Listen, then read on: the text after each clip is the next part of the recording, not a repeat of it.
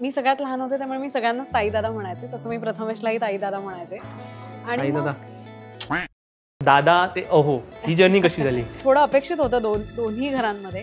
त्यामुळे असं काही अरे बापरे असं किंवा अरे काय सांगता असं काही शॉक किंवा सरप्राईज असं नव्हतं. गोव्याच्या रसिकांच्या पसंतीस तुम्ही उतरलात की तुम्ही कुठेही तुमचं गाणं आवडू शकतं, एवढे चोखंदळ रसगीत आहे. सारेगामापा आपण म्हणतो की तुमच्या आयुष्यातला हा टर्निंग पॉईंट होता. मला माहित नव्हतं की आपण नक्की कशासाठी काय करतोय. असं म्हणतात की यश काही वेळा भरपूर मिळतं पण ते पचवता आलं पाहिजे. बरोबर. वर्ष 1990 मध्ये अनेक डेली सोपचे प्रोग्राम आपण पाहिले, अनेक गाजले. वर्ष 2000 नंतर नवीन ट्रेंड सुरू झाला, तो म्हणजे रियालिटी शोजचा. त्या रियालिटी शोमध्ये एक असा शो जो लोकांमध्ये घराघरामध्ये पोचला, तो म्हणजे मराठी सारेगामापा लिटल चॅम्प्स. त्या लिटल चॅम्प्समधले जे फायनलिस्ट होते त्यांची नावं अजूनही लोकांच्या मनात आहेत. ती म्हणजे कार्तिकी गायकवाड, आर्य आंबेकर, रोहित राऊत, मुग्धा वैशंपायन आणि प्रथमेश लगाटे. त्या पंचरत्नांपैकी 2 रत्न आज आमच्यासोबत आहेत, ती म्हणजे मुग्धा वैशंपायन आणि प्रथमेश लगाटे. तुमचं दोघांचं स्वागत आहे आमच्या कार्यक्रमात. कसं वाटतंय गोव्याला येऊन? मस्त ॲज ऑलवेज. आज तुम्ही म्हापशाला तुमचा कार्यक्रम आहे, सो काय एक्सपेक्ट करताय लोकांकडून? तिकडे रेनोव्हेशनचं काम झालेलं आहे आणि त्या निमित्ताने हा प्रोग्राम आहे. मुळात एखाद्या जुन्या वास्तूचं नूतनीकरण होतं आणि तेव्हा त्याच्यामध्ये आधी झालेले काही कार्यक्रम असतील तर त्याची एक वेगळे पॉझिटिव्ह व्हायब्रेशन्स असतात. बरोबर. आणि त्यानंतर नूतनीकरण झाल्यानंतर तिथे पहिला कार्यक्रम आपला होणं हे आम्हाला खूप भाग्याची गोष्ट आणि आनंदाची गोष्ट आहे. बरोबर. सो आजपासून त्या नवीन वास्तूमध्ये इथून पुढे भरपूर कार्यक्रम सुरू होतील, पण त्याची सुरुवात आमच्या कार्यक्रमाने होते. ही सगळ्यात आमच्यासाठी भाग्याची गोष्ट आहे. सो खूप छान वाटतं आणि नेहमीच गोव्यामध्ये येऊन गायन कला सादर करायला खूप छान वाटतं, कारण बरेचसे बुजुर्ग कलाकार जे आहेत ते सगळे गोव्याच्या मातीतले आहेत. बरोबर. आणि इथे सगळी संगीतामधली जाणकार लोक आहेत. म्हणजे प्रत्येक जण काय संगीत शिकतोच असं नाही, पण म्हणजे संगीत ऐकणारे पण तेवढेच तज्ज्ञ लागतात. ते मला असं वाटतं गोव्यामध्ये आहे आणि त्यामुळे नेहमीच काहीतरी वेगळं आपण सादर करावं जेणेकरून ते नाविन्यपूर्ण होईल आणि इथल्या रसिकांना आवडेल. म्हणजे थोडक्यात गोव्यातल्या रसिकांना आपलं गाणं आवडलं तर सगळीकडे आवडतं. जसं पुण्यामध्ये गाडी चालवली की तुम्ही पुढेही चालवू शकता, तसं इथे आहे की गोव्याच्या रसिकांच्या पसंतीस तुम्ही उतरलात की तुम्ही कुठेही तुमचं गाणं आवडू शकतं, एवढे चोखंदळ रसिक इथे आहेत. सो खूप आनंद होतोय. पंचरत्नाचा मी उल्लेख केला. सुरुवातीला 5 जण तुम्ही होते फायनलमध्ये पोचलेले आणि लोकांच्या अजूनही त्या नावं अजूनही लक्षात आहेत प्रत्येकांची. अजूनही मैत्री आहे? हो, भेटतात, बोलतात. आता प्रत्येकाचं एका पॉईंटपर्यंत आम्ही एकत्र कार्यक्रम करत होतो. अजूनही तशी ऑर्गनायझर्सकडनं डिमांड आली तर आम्ही एकत्र कार्यक्रम करतो. पण एका पॉईंट नंतर प्रत्येकाचा म्युझिकल ट्रॅक वेगळा झाला जॉनर वाईज. बरोबर. तर त्यामुळे आता त्या जॉनर्सचे कार्यक्रम किंवा कॉन्सर्ट शोज प्रत्येकजण करतोय. त्यामुळे मोस्टली आमच्या दोघांचे जास्त होतात एकत्र. आणि बाकी सगळे आमचे मित्रमंडळी अतिशय उत्तम काम करतायत, याचा खूप अभिमान वाटतो.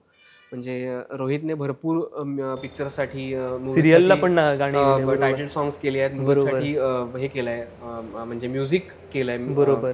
त्यामुळे इव्हन कार्तिकी, आमच्या सगळेच मित्र ह्या सगळ्यांचं खूप अभिमानास्पद कामगिरी आहे. त्यामुळे आम्हाला छान वाटतं आणि आमची मैत्री अजूनही आहे. ओके. मुग्धा, तुला मी खास करून हा प्रश्न आवर्जून नक्की विचारेन की सुरुवात तुमची म्हणजे तुम्ही दादा हा उल्लेख करायचा पूर्वी, सो दादा ते अहो ही जर्नी कशी झाली? नकळत झाली सगळ्यात महत्त्वाची गोष्ट, कारण मी सगळ्यात लहान होते त्यामुळे मी सगळ्यांनाच ताई दादा म्हणायचे. तसं मी प्रथमेशलाही ताई दादा म्हणायचे आणि मग म्हणजे सगळ्यांनाच ताई दादा म्हणत होते, तर त्याला दादा म्हणायचे. तर म्हणजे नंतर जेव्हा आमचे सारेगमप झाल्यानंतर काही वर्षांनी दोघांचे एकत्र कार्यक्रम व्हायला लागले, तेव्हा एकमेकांची सवय व्हायला लागली एकमेकांना. आणि मग काही दिवस भेटलो नाही की असं वाटायचं की अरे आपण भेटलो नाही, आणि मग ते काहीतरी वेगळं आहे असं जाणवायला लागलं. आणि मग नंतर जेव्हा आमचं रिलेशन सुरू झालं तेव्हा मी ऑब्व्हियसली त्याला दादा म्हणायचं बंद केलं, पण पब्लिकली मी ते केलं नव्हतं, कारण मग ते लगेच असं म्हणतो ना आपण दिसण्यात येतं आणि मग काय लोक म्हणायलाच लागतात लगेच.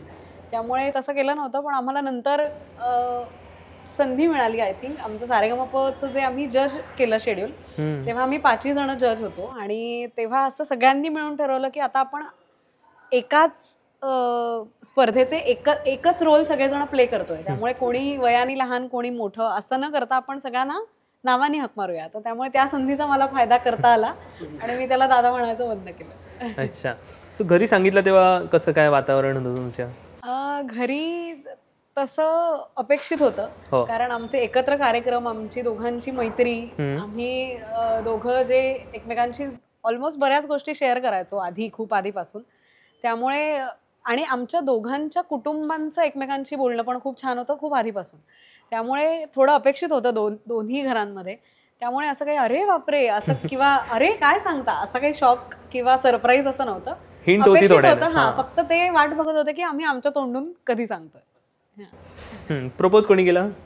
प्रथमेश हो. मी. आणि लगेच उत्तर मिळालं काय? वेळ घेतला खूप? हा एखाद दिवसाने, 2 दिवस. हा 2 दिवस. 2 दिवसानंतर तुझा वाढदिवस होता असं मी हो, एका इंटरव्ह्यू मध्ये हो, ऐकलेलं. correct, बरोबर. ओके. सो ती संधी हा ती काहीतरी एक मेमोरेबल करण्यासाठी म्हणून त्या दिवशी सांगितलं. मित्रांमध्ये अजूनही ती तुम्ही म्हटले की 5 जण भेटतात. कधी भेटतात? सो प्लॅन्स वगैरे कसे डिस्कस होतात किंवा काय होतं? आता बघितलं की आम्ही ट्रेंडमध्ये सोशल मीडियामध्ये आपण अजूनही कनेक्ट आपण म्हणतो. तुमचा कसं काय कनेक्ट अजूनही आहे त्यांच्यासोबत? म्हणजे मी तुम्हाला म्हटलं तसं की कार्यक्रम एकत्र असतील, रिक्वायरमेंट असेल तरच आम्ही एकत्र भेटतो. आणि मग आता बऱ्याचदा आता मध्यंतरी म्हणजे झाली या गोष्टीला बरीच तशी तरी 2-3 वर्ष होऊन गेली. रोहितने एक गाणं कंपोज केलं होतं. ते त्याला असं वाटलं की मुग्धाच्या आवाजात करावं. मग ते तिने तिच्या आवाजात रेकॉर्ड केलं. मी मुग्धा कार्तिकी आम्ही कार्यक्रमांच्या माध्यमातून सतत भेटत असतो बऱ्यापैकी. त्यामुळे आमचं बॉन्डिंग हे अजूनही छान आहे. आणि म्हणजे असं कधीतरी आठवण आली की आमचा एक रॅन्डम जनरल सुद्धा फोन होतो. म्हणजे आता कार्तिकीला मुलगा झालाय, त्यामुळे कधीतरी त्याचे काही 1-2 फोटोज व्हिडिओज जर तिने पाठवले, आम्हाला असं काही वाटलं तर कॉन्टॅक्ट तर होतोच.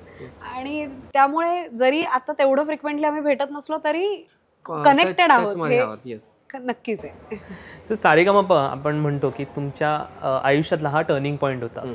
सो कसं होतं आयुष्य आधी आणि त्यानंतर तुमची जर्नी कशी काय बदलली, वेगळी झाली दोघांची? हा निश्चित बदलली म्हणजे काय की पहिल्यांदा आम्हाला आमच्या गावापुरतीच लोक ओळखत होती. पण आता सगळा महाराष्ट्र किंवा भारतामध्ये सुद्धा जिथे जिथे मराठी माणसं आहेत इथे सुद्धा किंवा नॉन महाराष्ट्रीयन पण काही फॅन्स आहेत जे भारताच्या बाहेरचे मराठी लोक, म्हणजे अशी पण लोक आहेत नॉन महाराष्ट्रीयन की मराठी फॉलो करतात, आपल्या संत रचना किंवा संतवाणी फॉलो करतात किंवा मराठी गाणी फॉलो करतात. तर ते सुद्धा आमचे फॅन आहेत. तर एक ना म्हणजे काय म्हणूया कॅनव्हास एक होता तो की मे बी नव्हता कॅनव्हास आधी, एवढंच काहीतरी होतं. ते आता मोठा कॅनव्हास झाला. तुमचा आवाका वाढला, तुम्हाला ओळखणारी लोकं वाढली. त्यामुळे चेंज निश्चित झाला. पण त्याच्याबरोबर जबाबदारी पण येते. म्हणजे नुसतं लोक ओळखून चालत नाही किंवा नुसती प्रसिद्धी मिळून चालत नाही. त्याच्याबरोबर येणाऱ्या जबाबदाऱ्या सांगीतिक दृष्टीने त्यासुद्धा आपल्याला म्हणजे काय म्हणूया काही वेळा असं म्हणतात की यश काही वेळा भरपूर मिळतं पण ते पचवता आलं पाहिजे. बरोबर, सांभाळता आलं पाहिजे. ती सगळ्यात महत्वाची गोष्ट आहे. म्हणजे मी काय फार असा बुजुर्ग कोणी असल्यासारखं बोलत नाहीये, पण आम्ही खूप लहान असताना ह्या सगळ्या फेजमधनं गेलोय. त्यामुळे आमच्या वयाच्या मित्रांना, दोस्त मंडळींना जस्ट शेअर करतो. ना तर लोकांना असं वाटेल उद्या तुम्ही काहीतरी टॅगलाईन द्याल की असं केलं आणि लोक म्हणाले काय यार आहे 25-30चा आणि म्हाताऱ्या गप्पा मारतोय. असं नाहीये, पण मी जस्ट आमचे अनुभव शेअर करतोय की खरंच कठीण आहे की आजकाल असं झालंय की तुम्हाला प्लॅटफॉर्म मिळणं एक वेळ सोपं आहे, पण तो मिळालेला प्लॅटफॉर्म टिकवून ठेवणं हे फार अवघड आहे. त्यामुळे मला असं वाटतं की तीच जबाबदारी आहे की आपण त्याने फार लक्षपूर्वक त्याच्याकडे काळजीपूर्वक पद्धतीने पाहिलं पाहिजे, अलर्ट राहिलं पाहिजे कायम. शेवटी हा जसं गाणं ही साधन आहे तसा हा व्यवसाय पण आहे. त्यामुळे तुम्हाला व्यावसायिक दृष्टिकोनातनं साधना म्हणून तुम्हाला काय केलं पाहिजे आणि व्यवसाय म्हणून काय केलं पाहिजे ह्या दोन्ही गोष्टी तुम्हाला वेगळ्या ठेवता यायला पाहिजेत. ह्या सगळ्यात मोठा टास्क आहे असं मला वाटतं. मग तुझं काय बदललं आयुष्य, कसं काय? प्रथमेश म्हणाला तसं की आधी फक्त अलिबागमध्ये थोडंसं गाणं जे काही मी गायलं होतं 1-2 ठिकाणी तेवढ्या पुरतंच माहिती होतं. पण नंतर जगभरातली गाण्यावरती प्रेम करणारे किंवा मराठी गाण्यावरती प्रेम करणारी लोक ओळखायला लागली. आणि म्हणजे मी तर खूप लहान होते, त्यामुळे माझ्या तर हे खूप नकळत झालं की बरोबर. माझा एक किस्सा सांगते मी छोटासा, की आम्ही माझ्या ह्याचं पहिल्या एपिसोडचं शूट करून घरी गेलो आणि काही दिवसांनी तो एपिसोड टेलिकास्ट झाला टीव्हीवरती. तर मला माहित नव्हतं की आपण नक्की कशासाठी काय करतोय. तर जेव्हा तो ते वय पण नव्हतं, 8 मी 8 वर्षाचे. वर्षाची हां. होते आणि तेव्हा आत्ताच्या 8 वर्षाच्या मुलांना बरंच काही माहिती असतं, कारण काळ खूप बदललाय, एक्सपोजर खूप बदललाय. पण तेव्हा एवढं काही नव्हतं. त्यामुळे जेव्हा आमचा तो एपिसोड टेलिकास्ट झाला तेव्हा मी बाबांना नंतर विचारलं की हो, आपण काही दिवसांपूर्वी ते गाणं शूट केलं होतं, ते ह्याच्यासाठी होतं. म्हणजे इतकं कोरीपाटी होती असं म्हणू शकतो. बरोबर. आणि खूप चांगले अनुभव मिळत गेले. म्युझिकली, इमोशनली खूप छान माणसं दिवसेंदिवस भेटायला लागली. खूप छान माणसांशी आम्ही जोडले गेलो. आणि जेव्हा आपण खूप छान माणसांशी किंवा खूप मोठ्या माणसांशी जोडले जातो ना, तेव्हा त्यांच्याकडनं पण आपल्याला खूप शिकायला मिळतं. त्यांनी आयुष्य खूप समृद्ध होत गेलं, अजूनही होत आहे असं म्हणेन मी. कारण जितके आपण मोठे होतो तितके आपण अशा माणसांच्या सानिध्यात राहून आपण तितकेच ग्राउंडेड राहतो. आणि आपले ओव्हरऑल घरातले संस्कार, आपण कुठल्या माणसांबरोबर राहतोय, हे सगळं आपलं सांगीतिकच नाही तर ओव्हरऑल आयुष्य पण खूप समृद्ध करणारं असतं. आणि देवाच्या कृपेने हे सगळं आमच्या सगळ्यांच्याच वाट्याला खूप लवकर, खूप म्हणजे खूप लहान वयापासून मिळत गेलं. बरोबर. त्यामुळे त्याचा आम्हाला खूप फायदा होतोय नक्कीच. आणि खरंच तुम्ही जर एवढ्या लहान वयात तुम्हाला यश मिळालं, पण तुमचे पाय नेहमीच जमिनीवर राहिले आणि ते राहणं अगदी महत्त्वाचं आहे. तुमचा एक उखाणा मी ऐकलेला की जो व्हायरल झालेला खूप, तो आता घेऊ शकतोस तू? पॉसिबल आहे तुला? गृहप्रवेशाचा गृहप्रवेशाचा आहे लक्षात? कपात. कपात भरला चहा, चहा खाली ठेवली बशी, मुग्धा माझी गरीब गाय, बाकी सगळ्या मार्क्या म्हशी. ओके. सो हे उखाणं जेव्हा ऐकलं आणि लोकांचं रिएक्शन, त्या रिएक्शनवरती तुझं काय म्हणणं होतं? खूप असे नेगेटिव्ह कमेंट आले, पण पॉझिटिव्ह जास्त होते. पॉझिटिव्ह मला मी जर मी पण नाही निगेटिव्ह म्हणजे असेल म्हणजे मार्क्या कारण म्हणजे निगेटिव्हही असू शकतात. कारण काय सोशल मीडियावर बोलणं सोपं बरोबर आहे. सारखं. म्हणजे समोर येऊन बोलण्याची हिंमत नसतात, ते सोशल मीडियावर बोलतात. करेक्ट. त्यामुळे ठीक आहे. आपण मी वाचल्या त्या मॅक्झिमम पॉझिटिव्ह होत्या. मुळात काय आहे की हे मी कुठच्या तरी रीलमध्ये बघितलं होतं आमच्या लग्नाच्या 1-1.5-2 महिने आधी, आणि तेव्हा मी ठरवून ठेवलं की हा गृहप्रवेशाच्या वेळी हा उखाणा आपण घ्यायचा. त्याच्या मागचं रिझन खूप चांगलं आहे. रिझन म्हणजे काय की एकतर मुग्धा च्या घरी जस्ट 15 दिवस तिच्या मोठ्या बहिणीचं लग्न झालं आधी, आणि 15 दिवसांनी लगेच तिचं, आणि ते 4 जण म्हणजे मुग्धाचे आई बाबा आणि त्या 2 बहिणी. तर त्यामुळे ना घर त्यांचं रिकामं झालं. आणि मग ते एक इमोशनल, मुळातच कोणाचंही लग्न होतं तेव्हा मुलगी इमोशनल होऊनच एखाद्या म्हणजे आपल्या नवऱ्याच्या घरी येते. तर ते वातावरण जरा नॉर्मल व्हावं, तर त्याच्यासाठी काहीतरी हलका फुलका उखाणा पाहिजे. खूप असा काहीतरी गंभीर असल्यासारखा घेऊन काय उपयोग नाही. ते सगळेच घेतात. बरोबर. तर तो एक उद्देश होता की ते काहीतरी हलका फुलका उखाणा घेतला की जरा वातावरण नॉर्मल होईल. आणि तिचं पहिलं पाऊल ती टाकणार आहे आपल्या घरी, म्हणजे या घरची सून म्हणून, लक्ष्मी म्हणून. तर ती अशी छान हसऱ्या चेहऱ्याने आली पाहिजे. ते एक डोक्यात हे होता, उद्देश होता, आणि तो सफल झाला असं मला वाटतं. खरंय, अगदी. मलाही माहित नव्हता तो उखाणा घेणार आहे, त्यामुळे मलाही ते अनएक्सपेक्टेड होतं आणि असं झालं एकदम मला पण. ओके. शेवटचा प्रश्न की तुम्हाला भविष्याचं किंवा फ्युचर प्लॅन्स काय आहे तुमचे दोघांचे? जास्तीत जास्त गाणं शिकायचं सगळ्यात महत्त्वाचा पहिला प्लॅन. की कोणतंही, म्हणजे फक्त शास्त्रीय संगीत असं नाही, शास्त्रीय संगीत मेन हा पाया आहे, सगळ्यांनाच माहिती आहे. बरोबर. ते तर मेन शिकायचं, पण त्याच्याबरोबर येणारे म्युझिकमधले फॉर्म्स जे आपण एक्सप्लोअर करू शकतो, असे पण फॉर्म्स शिकायचे, जेणेकरून आपल्याला सगळ्या म्युझिकचा आनंद घेतला पाहिजे. कारण कोणतंही म्युझिक हे आनंददायीच आहे अशा मताचे आम्ही आहोत. बरोबर. म्हणजे असं कोणतंही आम्ही एका चौकटीत बांधून नाही घेतलेलं. मग आम्ही सगळं ऐकतो, गझल ऐकतो किंवा म्हणजे फोक पण ऐकतो, किंवा अगदी थोडंसं सेमी वेस्टर्न किंवा इंडो वेस्टर्न असं टाईप पण ऐकतो. त्यामुळे आपल्याला जेवढं एक्सप्लोअर करता येईल, शक्य असेल तेवढं करायचं, जास्तीत जास्त म्युझिक ऐकायचं, शिकायचं भरपूर, आणि आपलं असं नवीन म्युझिक लोकांना ऐकवायचं, हा आमचा एक उद्देश आहे. म्हणजे कार्यक्रम तर करायचेच, पण त्या लाईव्ह असं झालं पाहिजे की आज आम्ही आमच्या लाईव्ह कार्यक्रमामध्ये, कॉन्सर्टमध्ये आमच्या काही रचना एखाद दुसरी गातो लोकांना, किंवा हल्ली यूट्यूबच्या माध्यमातून लोक आमच्या रचना खूप ऐकतात, त्यामुळे आम्हाला लोकांकडनं फरमाईश येते की तू हे गाणं गा तुझं. तर आम्ही ते गातो आणि बाकीची इतर जी गाजलेली गाणी आहेत ती गातो. पण काही वर्षांनी असं झालं पाहिजे की एक्झॅक्ट उलटं, की आमच्या कॉन्सर्टमध्ये फक्त आमचीच गाणी असतील आणि ती सगळी फेमस असतील. म्हणजे लोक उद्या आम्हाला काहीतरी फेमस गाणी गा असं जेव्हा सांगतील तेव्हा आमच्याच गाण्यांची नावं पुढे आली पाहिजे. असं एक आमचं स्वप्न आहे की आमची गाणी जास्तीत जास्त नवीन लोकांपर्यंत पोहोचली पाहिजेत आणि ती फेमस झाली पाहिजेत. नुसती पोचून उपयोग नाही किंवा अशा काही मर्यादित पोचायला नाही पाहिजेत. ती खूप ह्यूज लेवलला पोचली पाहिजे लोकांपर्यंत आणि ती प्रसिद्ध झाली पाहिजे आणि त्या गाण्यांचे कार्यक्रम आम्हाला करायचे असं आमचं. अच्छा, दोघांचाही. येस. ओके.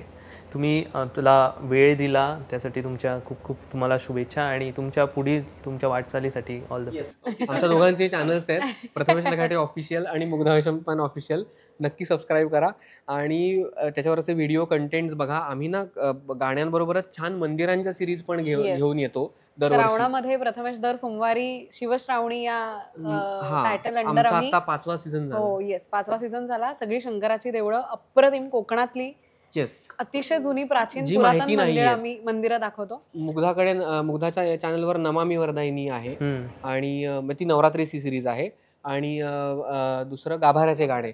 तर म्हणजे गाण्या व्यतिरिक्त सुद्धा कंटेंट आहे. का सांगतोय, कारण हल्ली काही लोकांना गाण्याबरोबरच बाकीचे पण कॅज्युअल कंटेंट बघायला आवडतो. तर आम्ही ते तुमच्यापर्यंत आणि पोहोचवलंय. त्याच्या मागचा उद्देश एकच आहे की आपल्या महाराष्ट्राला ना सर्वार्थाने अप्रतिम वारसा लाभलाय.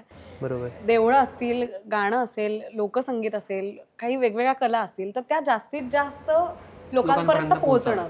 खेड्यातली गावं जी अतिशय सुंदर जुनी देवळं आहेत, काही आता त्यांचे जीर्णोद्धार सुरू आहेत, पण त्याच्या आधी ते एक म्हणतो ना जुनं आपण जुनं स्ट्रक्चर लोकांना दिसावं, त्या निमित्ताने त्याचं डॉक्युमेंटेशन व्हावं, या दृष्टीने आम्ही या दोन्ही सिरीज सुरू केल्या. आणि म्हणजे जे पहिल्यापासून फॉलो करतात त्यांना कळत असेल की आम्ही फार एक साधा अँड्रॉइड फोनवर शूट सुरू केलंय आणि आता त्याला एवढं प्रोफेशनल टच आलाय की आम्ही प्रॉपर टीम करतोय, ड्रोन उडवतोय चांगलं दिसावं म्हणून.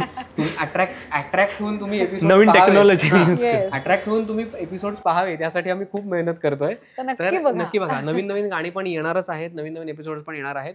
ह्या आमच्या इंटरव्ह्यूच्या माध्यमातून आमची थोडीशी ऍड करून घेतली. No problem. Thank you Prathamesh. Thank you Mugdha. Thank you.